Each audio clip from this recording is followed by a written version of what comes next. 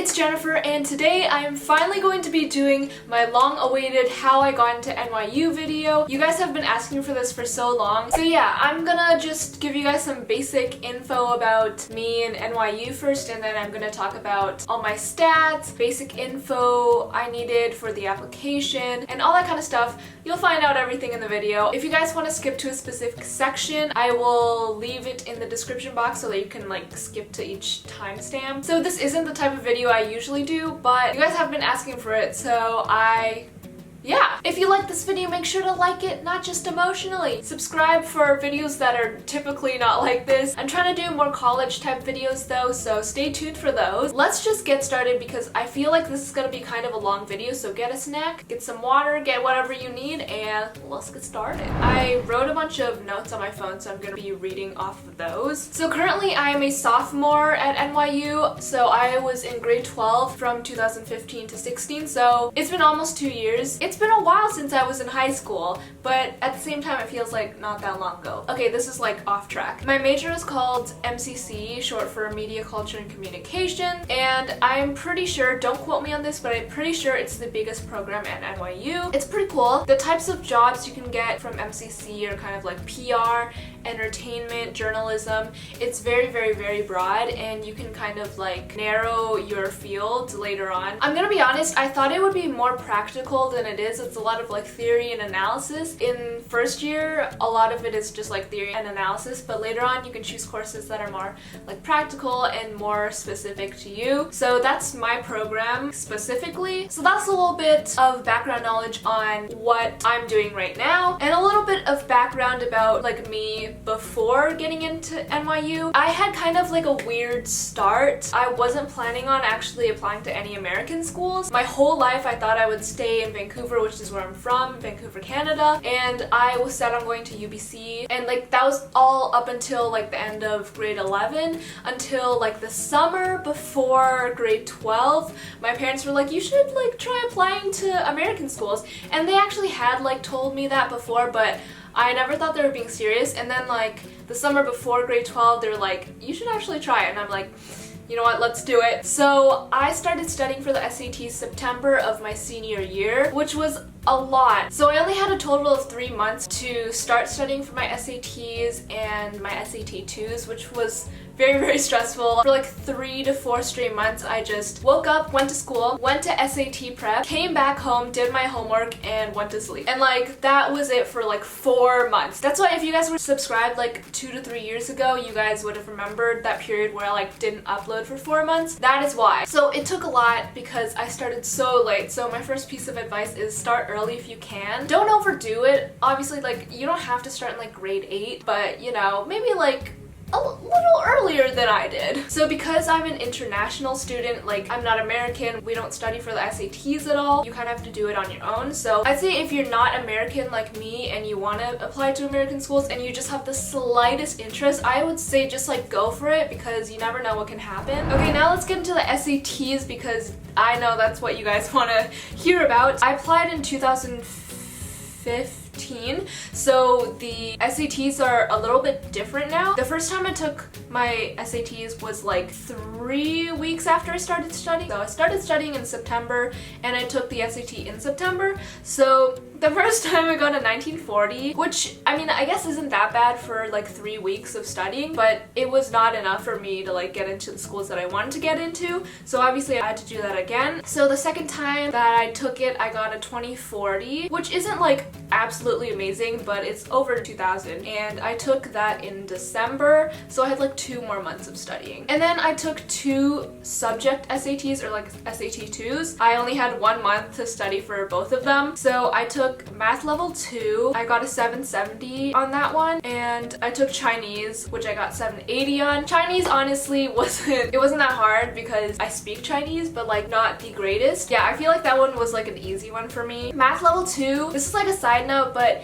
it was actually pretty intense, but I definitely think that it made me better at math in school because the material definitely wasn't the same, but I think it just like helped my brain work better in math, if that makes sense. Yeah, it definitely helped my grade in school too. Okay, so that's it for the SATs. Now I'm gonna talk about my grades. So I got pretty good grades in school to begin with. So I got like straight A's. So there's no GPA system in Canada for the most part, I think. So I don't have a GPA for you. I just know that I got like straight A's throughout high school. My average grade in grade 12 was like a 93, which definitely was higher than the rest of my other years in high school. Yeah, I've always worked pretty hard in school. I've always been like an academic person. But to be honest, high school wasn't actually that hard looking back. I thought it was really hard in the moment, and I'm pretty sure everyone else does too. But yeah, looking back, I'm like, why was I complaining? Because I feel like college is a lot harder. I was also in this special program in high school called the incentive program. I would say I could compare it to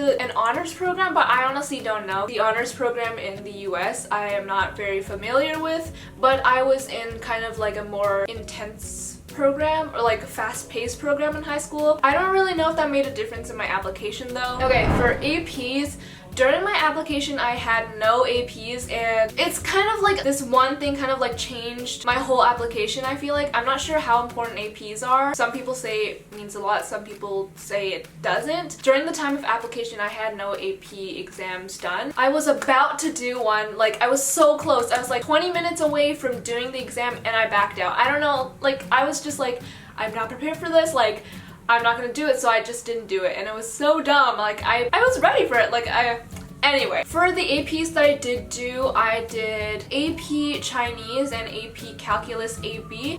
For both of them, I got a 5. Again, Chinese is like pretty easy for me. In Canada, they don't really offer that many APs, and especially in my school, we only had like, I think like 3 APs max. So I know that in the US, APs are like a super intense thing, or not intense, like everyone just does it, and like I know a bunch of people who did like 10 APs, and I'm like, I did too. It's a different thing internationally than it is in the US. So although they didn't really help my application at all because I couldn't put them on my application, they did help with college credits, so I got 8 credits out of that. So I'd say take APs if you can, but if they're not available, I'd say it's not that big of a deal. Okay, moving on to extracurriculars. My main thing that I talked about in like my extracurricular section that you have to fill out, and also in my essays, was YouTube, because that was like the main point for me. The reason why I tried applying for American schools in the first place was because I thought my YouTube channel would like help me, which actually I'm pretty sure that was the reason why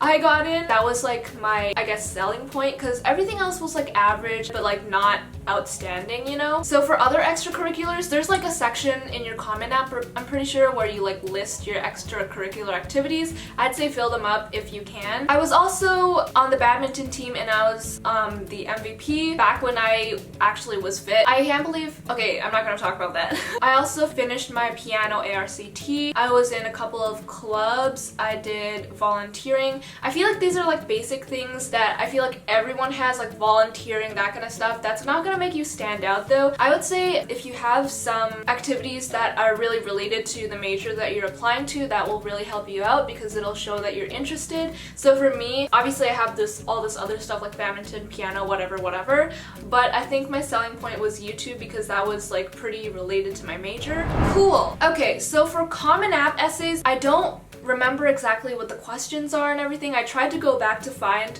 my essays, but I couldn't because I applied like 2 years ago. What I remember was that the questions are usually pretty general, so I focused on YouTube, of course, because that was like my main point. That was like the only good thing going for me because everything else wasn't like spectacular, you know? I didn't win a Nobel Peace Prize or anything. For my supplement essay for why I wanted to go to NYU, I also wrote about my YouTube channel, how it related to the major, why the program fit my needs, and how I could contribute to the community, I guess. My biggest recommendation would be to do your research. I actually wrote mine the day that it was due, which is not a good idea. I'm gonna be honest, NYU was not my top choice. I actually didn't really want to come here because I was like, I wanted to go to the West Coast, but I just applied anyway because people recommended the program to me. I'd say do your research, look at the requirements you need for your degree, like the classes you'll be taking and the professors potentially, so it shows that you're very invested in the program. You can also talk about like general NYU stuff, but it'll really help you if you like narrow down your supplement to include stuff that actually relates to your major. As I said before, I wrote it the day that it was due and I submitted it like a few minutes. Like I'm pretty sure I submitted like 5 minutes before it was due. Okay, so those are like all of my stats and info about when I was applying. So after I got in, funny story, I actually didn't tell anybody that I was taking the SATs because it was a very last minute thing. And I was like, if I don't get into any schools, I wouldn't have to tell anybody about like not getting into any schools. When I got into NYU, I actually got the letter while I was in class. And then I like told my friend, he was like, you applied? I don't know, they were just really shook. I am an international student, we've already established that. Usually NYU actually doesn't give out like scholarships and financial aid just because that's how NYU works. However, I don't really know how this happened, but I got a scholarship from my school. There's like specific schools within the entire college. So mine is Steinhardt. I got a scholarship from Steinhardt. I feel like they gave it to me because of like YouTube, because that was what kind of made me stand out, but I'm honestly not sure because typically they don't give out scholarships in general, and I'm also international, so I don't really know. But that's also one of the reasons why I went to NYU, because I got a scholarship. The tuition is like so much, and even with the scholarship, it's a lot more than I would have had to pay to go to other schools. But you know what? I'm here. Okay, let's talk about tuition, because I'm already on the topic. It's around like $70,000 a year. That includes your tuition for school, your like health insurance, like housing, meal plan, all that kind of stuff is included. You're definitely spending a lot of money on housing because you guys probably know that New York is not a cheap place to live in. So even if you want to like eat out and stuff, that's gonna cost you extra. Like just living costs in general are really, really high. One thing to keep in mind if you are thinking about applying here is that NYU doesn't have a campus.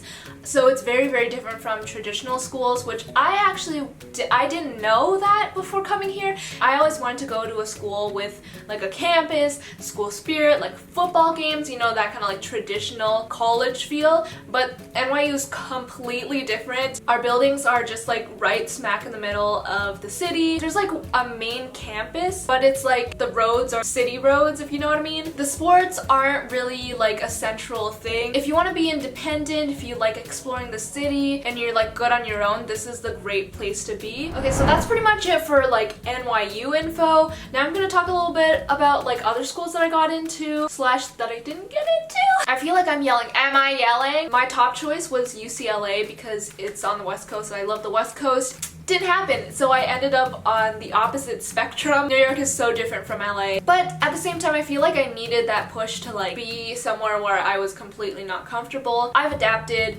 and I think it's been good for me, which is also a different topic, but I'm still really glad that I applied anyway, because or else anyway, I don't really know what I'm talking about. I really wanted to go to UCLA because I was given like a little mini tour of the campus, I think like 2 years before applications. At the time I was like, oh, this is like such a nice campus, but I know I'm gonna stay in Vancouver, so I didn't even like think about applying. I think I applied for like digital design or something. That required a portfolio. People usually start creating their portfolio like a couple years back, but I made my portfolio in like 2 weeks, which not a good idea, guys. Not a good idea. If you guys want to see like my art collection though, let me know because I think that would be a cool video. I was also waitlisted for UC Berkeley. I got into UCSD, UC Davis, and UBC. So UCSD and UC Davis are obviously UC schools, like California schools. I really wanted to go to UCSD, which is UC San Diego,